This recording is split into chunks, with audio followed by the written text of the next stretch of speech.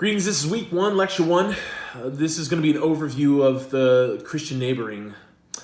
My friends at the Shepherd Community Center on the south side of Indianapolis, a ministry that provides care and compassion, education, and opportunity in one of the most underserved neighborhoods in all of Indianapolis, refer to those that they serve as neighbors. When I heard this, I was immediately engaged. It's amazing the power of a simple word, right? In this case, the word is neighbor. For an organization that provides a myriad of compassionate, restorative opportunities, it would have been very easy for us to fall prey to the Christian social service trap. Now, I want to explain what I mean by that, because I think social services are good.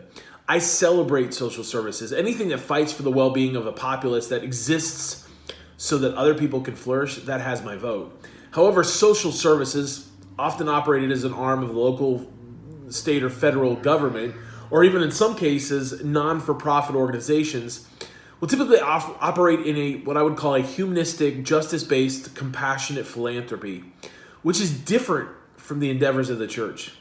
The social service trap has to do with the perception that we have towards those that we are being called to share space with. The social service trap turns the needy into patients, residents, clients, or file numbers, stripping them often unintentionally of the dignity and worth that ought to be afforded by those that Christians call the children of God, or theologically we might even say those that are to bear witness to the image of God. The social service trap will do good for some, but fail to connect them, root them in the deeper, more constitutive understanding of their identity as the beloved of God.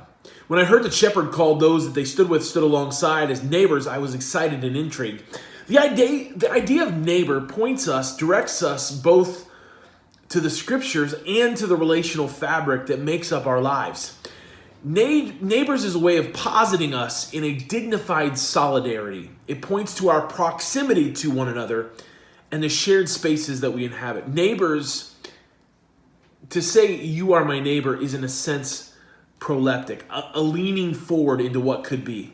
That though we might at this point be strangers, and though some might even say because of the radical difference of our life experiences that we ought to be alien to one another, and some might even assume that we are enemies to one another, when I call you my neighbor, I'm speaking of a hope of unity, solidarity, reciprocity, and that beautiful Greek word that speaks to the sharedness of life, koinonia.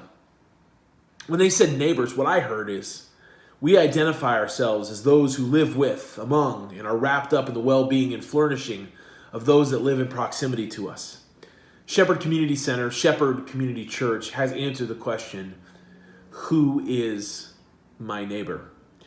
That's the question that comes to us from the story of the Good Samaritan, a story that we're going to become quite familiar with throughout this course.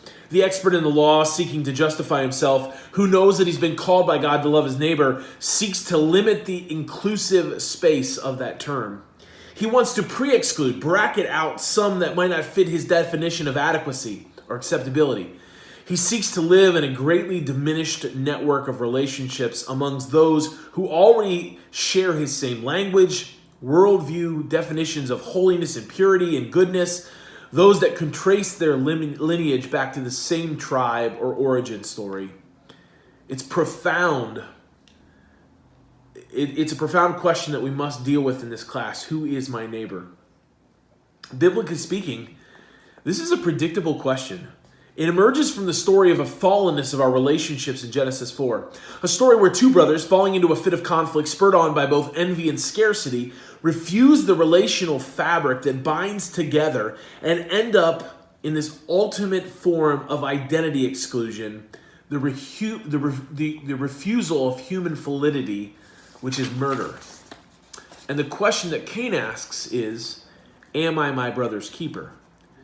These are the two questions wrapped up in one another. Am I my brother's keeper, and who is my neighbor? To what lengths must I go to validate others, care for others, share meaningful reciprocal space with others? This class emerges from those kinds of questions because the church in the West hasn't always done a great job at this. The fact that we have a graduate course in Christian theology called Christian Neighboring speaks to the unnamed blind spot in our theology and practice, in our lives and our local churches. Central to Christian faith is the great commandment to love the Lord God with all your heart, soul, and strength, and love your neighbor as yourself. And yet the neighbor, for many of us, goes untouched. There are those that daily we share proximity to in our neighborhoods, literally on the physical same street address, at our places of employment, our leisure activities, in the broader community. And these, for many Christians, go untouched by intentional care, concern, not to mention any form of substantive conversation. So in this class, we have to take a journey to understand something key to the gospel, fulfilling the greatest commandment. Throughout this course, we're going to seek to identify the barriers that keep us from being neighborly. What are the distinctions, categories, and classifications that keep us from sharing space with those that we would consider as the other, those different from me, those not like me? From there, we have to ground the practices of Christian neighboring in a substantive theological framework. What does the Bible say about neighbors and neighboring? Do our theological categories help us to, in any way, ground the practices of peacemaking, hospitality, engagement, diversity and reconciliation, and ultimately relational embrace in the character and in the heart of God? What does it mean to say that God clothed himself with our flesh and moved into our neighborhood, who stepped past our barriers, making himself vulnerable to our rejection and yet lived proleptically in hopes that animosity might one day become friendship? We'll then look to identify the ways in which we can learn to live more intentionally, incarnational lives among those that we live in proximity to. Are there steps that we can take, slowly, prudently, intentionally, to cross the chasm that exists between many of us and our neighbors?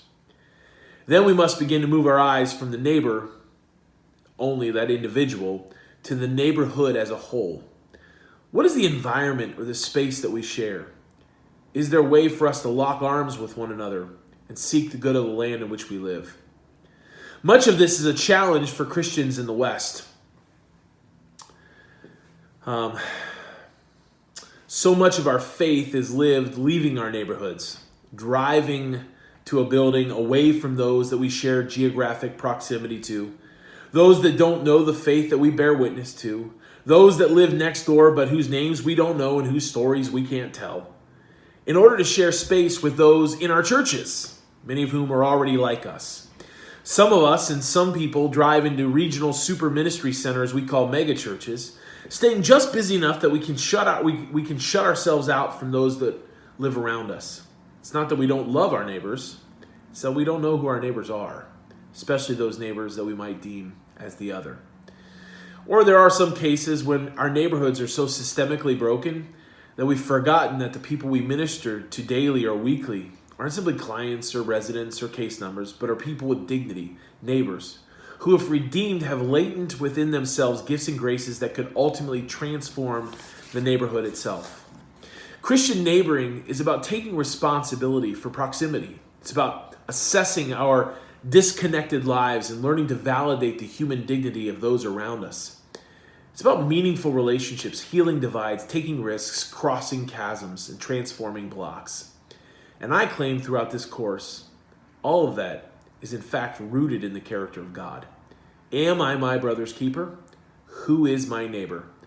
These are the questions that we're going to return to over and over again throughout this course. That's end of week 1, lecture 1.